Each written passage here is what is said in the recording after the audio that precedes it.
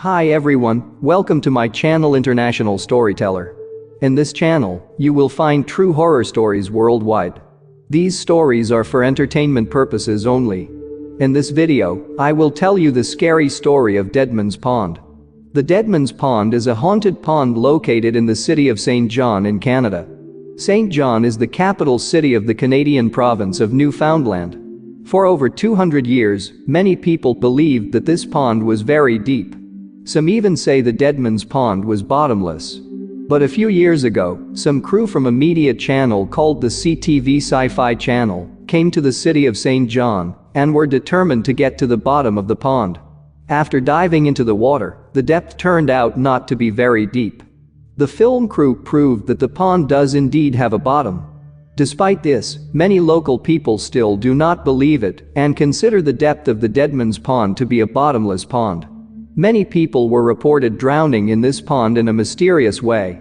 Sometimes local people hear the screaming voices of girls in the night, and the voice seems to be coming from the Deadman's Pond. Some people also claim to have seen a headless ghost wandering near the pond. Still, many people were surprised to learn that there are so many ghost stories associated with this small body of water. So what is the story behind the haunting in Deadman's Pond, and why are people calling this pond as the Deadman's Pond? In order to know this, let us hear the true story behind the Deadman's Pond. One of the oldest stories surrounding Deadman's Pond is that of an ancient spirit that is said to inhabit in the depths of the pond. It is said that a long time ago, the indigenous tribal people lived near the surrounding of the Deadman's Ponds.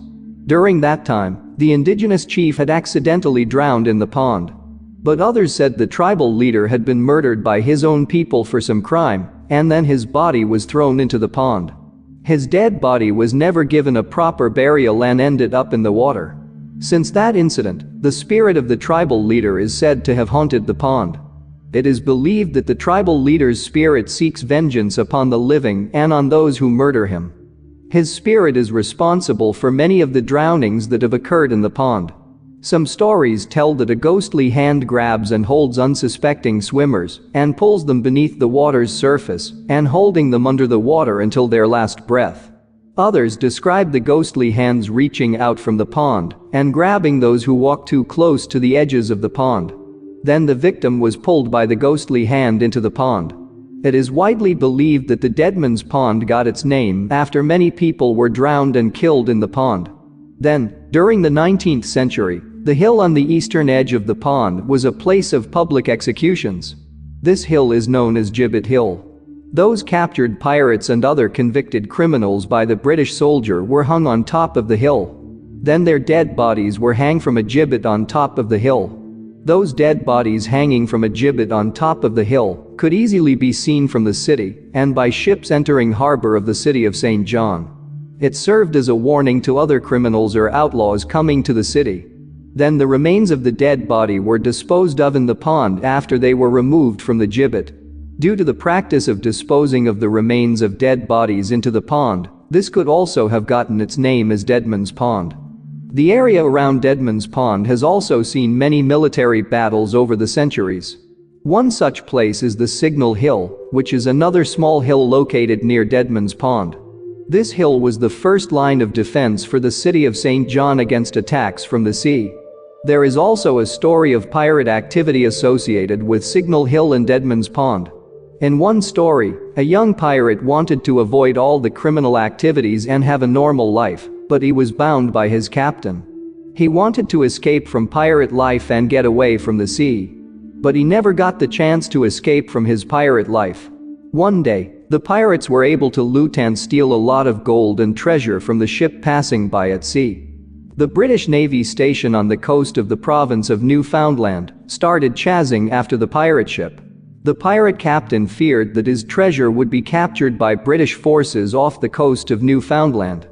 So he wanted to hide the gold and treasure in a nearby land area. So the pirate captain ordered his crew to unload the treasure from the ship and bring it to the shore at Signal Hill. The crew brought all the treasure to Signal Hill and then proceeded to bury the treasure. Once the treasure was safely buried under the shore of Signal Hill, the captain asked for a volunteer to stay and guard the treasure. The young pirate, who wanted to have a normal life, saw this as an opportunity to escape from pirate life. So the young pirate told his captain that he would do the job of protecting the treasure on Signal Hill. At that moment, the captain drew his sword and cut the head off the young pirate. The captain ordered his crew to bury the dead body of the young pirate alongside the treasure, so that the ghost of the young man could guard the treasures until they returned to reclaim those treasures. After that, the pirates left the place. Then, a few years later, many people reported sightings of a headless ghostly figure of the unfortunate young pirate wandering around the area of Deadman's Pond. It is said that the pirates never returned to collect their treasure, and the treasure still remains on the shore of Silent Hill. Whenever someone tried to find the treasure or got too close to the treasure's secret hiding place, the spirit of the young pirate would appear and haunt them.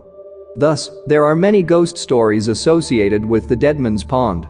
But the most popular ghost story of Deadman's Pond involves the drowning of 3 people inside the pond on Boxing Day. Boxing Day is a holiday celebrated after Christmas Day, which is the 25th of December. On December 26, 1869, a young lawyer named Frederick Weston Carter was attending a gathering at his family's home in the city of St. John. After dinner, the young lawyer, Frederick Weston, and 2 female companions decided to take a walk on Signal Hill, which is located near Deadman's Pond. Since it was the winter season, the pond water was covered with ice and snow. When they reached the area of Deadman's Pond, Frederick Weston was climbing Signal Hill, while the 2 girls were skating and playing above the icy water of Deadman's Pond. When Frederick Weston was about to reach the top of hill, he suddenly heard the 2 women screaming for help. He immediately ran in the direction of the screaming and discovered that the 2 girls had fallen through the ice while skating. With no thought for himself or his own safety, Frederick Weston jumps into the icy waters in an attempt to save the 2 girls. Unfortunately, it was unsuccessful, and all 3 of them were drowned under the water of the Deadman Pond. To this day, people report hearing the screams of the girls echoing in the night air around the Deadman's Pond, especially during Christmas time or December of every year. Others have reported seeing the ghostly figure of Frederick Weston and the 2 girls in and around the pond. Some reported witnessing the drowning scene itself, which is the ghostly images splashing in the water and then disappearing beneath its surface.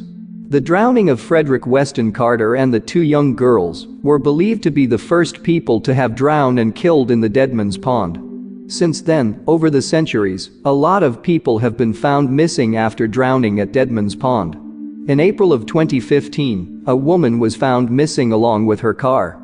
When the police investigated, they found tire tracks leading into the water of Deadman's Pond. When they checked under the water of the pond, they found the dead body of the missing girl, along with her car, submerged under the water. But the police were unable to identify the exact reason or causes of the accident. Then, in September of 2017, under very similar circumstances, another woman was found missing along with her car while passing through the road near the Deadman's Pond. In that case also, the police were alerted by tire tracks leading into the water of the Deadman's Pond. When they checked under the pond, the body of a missing woman was recovered from the submerged vehicle. Were these just a tragic accident, or did the ghost of the Deadman Pond cause these accidents by forcing the women to drive their cars into the pond, is still a mystery.